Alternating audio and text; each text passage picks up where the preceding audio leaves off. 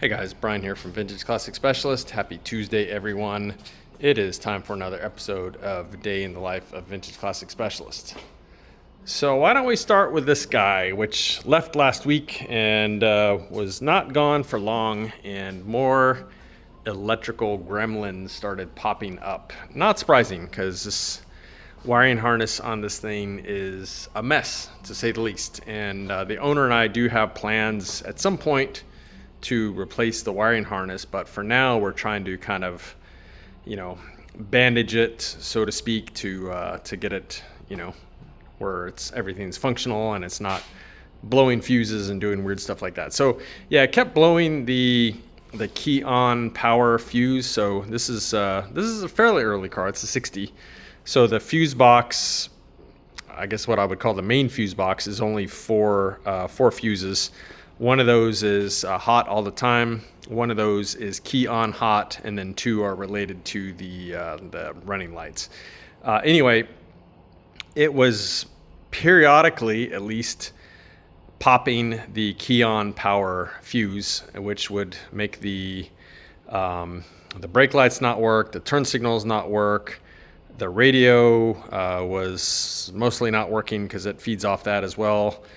And I think those were kind of the main things. Anyway, it would still run because the coil power, which is also key on hot, comes off the non-fused side of that particular circuit. So even if the fuse pops, you still have power there to the coil. So it would run, but pretty much nothing else would work. Nothing else that would be key on power type things. Anyway, so he brought the car in, I think it was yesterday. And so this morning started out fresh on it and replaced the blown fuse and, turned the key on, and fuse didn't blow. And so I started, I stepped on the brakes. That didn't blow the fuse. Turned on the turn signal for a left turn, fine. And then turned on the turn signal for a right-hand turn, and almost immediately the fuse popped. So pretty much isolated it down to the right-hand turn signal direction. Kind of weird, but anyway, so we started kind of checking out, doing some diagnostic, and the front turn signal was fine, so we sort of decided that it was the wire and or the bulb holder, something on the rear right, at least, either. And so anyway, started kind of troubleshooting it and working our way backward and forward and backward, and we couldn't find a short in the wire anywhere. But however, I worked on it for a while, racking my brains. Kind of was at my wit's end, let Rafa take over. He worked on it for a while too. Could not find the short. However, what we did find was that the wires, for example, at the back of the car, so on this car, the wiring harness comes over the roof and then runs, to this side for that turn signal. It had been like spliced a whole bunch of times, and the wires changed colors a bunch of times. It's a mess, guys. It has been kind of brutalized, the wiring on there. So at some point, we just kind of threw up our hands and said, you know what, we could spend all day trying to isolate where that short is in this kind of mess of a wiring system.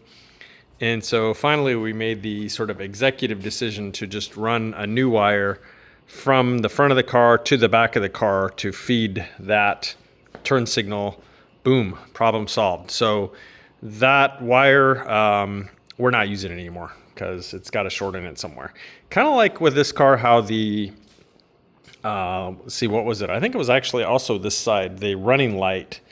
The fuse box itself seemed to probably have a short in it or something. And so on that one, I had sort of jumpered this tail light off that side. So yeah, this car's wiring harness that's on there is getting to be even kind of more like patched together and stuff like that. Everything works now, with the exception of the horn. And what else? Oh, the other thing that wasn't working was the high beams. And again, this car being early-ish, it has a separate little fuse box about up here for the headlights, and so I pulled the cover off that, and it was getting power when you would turn on the high beams. This car, of course, has the foot switch to go between high and low beams. It was getting power to the fuse box, but then it wasn't sort of making it out of the fuse box. Fuses were okay, of course. So I pulled all the fuses out, disconnected the wire, kind of wire brushed all those contact surfaces. Boom, high beams working. So yeah, that's kind of the problem, guys, with these old, original wiring harnesses that haven't really been properly replaced, and the fuse boxes and stuff like that haven't really been restored. Is they just have so many years, well, decades really, of like corrosion and stuff on them that sometimes things just kind of stop working because they don't make contact, even though everything sort of on the surface, so to speak, looks fine. Power just isn't flowing. So anyway, yeah, quick fix there. Not such a quick fix on that turn signal, but yeah, pretty much all the stuff on here is working now, again, with the exception of the horn. So the turn signal stock itself, one direction, it doesn't stick always. When you put it up, it's supposed to sort of stay there. You have to kind of hold it, but I think I'm going to suggest to the owner that for now we just kind of live with that, and then when we rewire the whole car, we can look at replacing that turn signal stock. I think it's actually a 1 year only on a 60 anyway, and I don't know. I looked on Wolfsburg West; they don't seem to even have them. So we may have to try and hunt down a better original one, or see if we can repair that one. Sometimes you can, usually not, but we'll see, guys. Anyway, so yeah, probably this one is going to be leaving soon. I need to talk to the owner this evening and see if he wants to come get it today. So anyway, that was part of my morning, part of Rafa's morning. Let's talk about the rest of Rafa's day. Woo! Look at that, guys. This thing just keeps looking better and better. So today, not only did it get its windshield and trim, it also got its hood seal, latch. It's all there, guys. This is like on for real. It's adjusted. The gaps are looking good, which of course we dialed in at time of doing body work, and adjusted it so everything's lined up and stuff. Look at that, beautiful. So there you go, guys. That was most of the rest of Rafa's day. Preparing and installing the windshield, preparing and installing the hood, installing the hood seal, installing the latch, the part that actually goes on the hood itself, that little spring-loaded deal that comes down. So yeah, I think that's, he might have done one or two other minor things, but yeah, mostly windshield, hood mechanism, hood seal, etc. Look at that, guys. So the headlight rings for this and the front turn signal housings are at the chrome shop that we use. I'm hoping those will come back pretty soon, guys. I cannot wait to see this thing with the turn indicators on it and the headlight rings. And pretty soon I need to start working on sourcing some bumpers for this car, or re-chrome hers, which are pretty rough, but we'll see. Bumpers for Ghias are, they're pretty spendy, but one way or the other, we got to get a nice set of bumpers on this car. So yeah, that was pretty much the rest of Rafa's day. So what the heck did I do other than fun with electrical gremlins? Went ahead and put on the spring plates on the back of this one here, and went ahead and set them about 0.86 inches lower than it was before. I gotta touch up that paint there. Somebody commented that the car was red. Yes, the car was red before, and when they did the undercoating I think actually like went on to the spring plate cover, and so when I removed the spring plate cover, it just like tore a chunk of undercoating on. So I'll take care of that. But yeah, so spring plates are on, set again about 0.86 inches, a little over 3/4 of an inch lower and back. And so those are ready now to accept the transmission, which I'm expecting any time now. So once the transmission comes in, I can just slide her right in, and these are already set at the new ride height, and then we'll dial on the front when we get the car back on the ground and fully loaded and all that good stuff. But yeah, went ahead and did that both sides, and then turned my attention back to Big Blue. So on Big Blue today, I think the first thing I did was I went ahead and I wired up the fuel pump, which is of course up underneath there, and the fan for the oil cooler. So those are all wired up now. That wiring is completely done. The grounds, the powers, everything. And then after that, I went ahead and did the final, like, for real mounting of the oil cooler itself. So hold on one sec, we'll take a look. All right, here we go, guys. So yeah, this is mounted up here for real now. All the mounts are tight, the hoses are tight, etc. And the fan on it's wired in, as I just mentioned. So that is good to go. I'm actually pretty happy with how I was able to tuck that up in there. And again, you can see how little space is in there. That's how come I had to go with this really fairly tiny one, tiny cooler and fan pack. But again, this is additional above and beyond the Impy Super Cooler, Doghouse Cooler that's on here right now, which you can be able to see. There's a snorkel for it sticking out right there. So yeah, anyway, for the tin for that. Anyway, so yeah, it already has the upgraded Impy cooler on it on the motor, the Doghouse cooler. And so this is just kind of additional. And then I think, as I mentioned before, the fan on this is controlled by the EFI system. So you can set the temperature that this fan comes on at pretty much whatever you want. Probably set it around 200, maybe 205, something in that range. Let the oil get hot enough, but not too hot. So anyway, yeah, that's all mounted for reals now. And then from there, kind of turned my attention to doing a more serious mock-up of the motor here, so I could figure out the oil lines to and from the oil filter.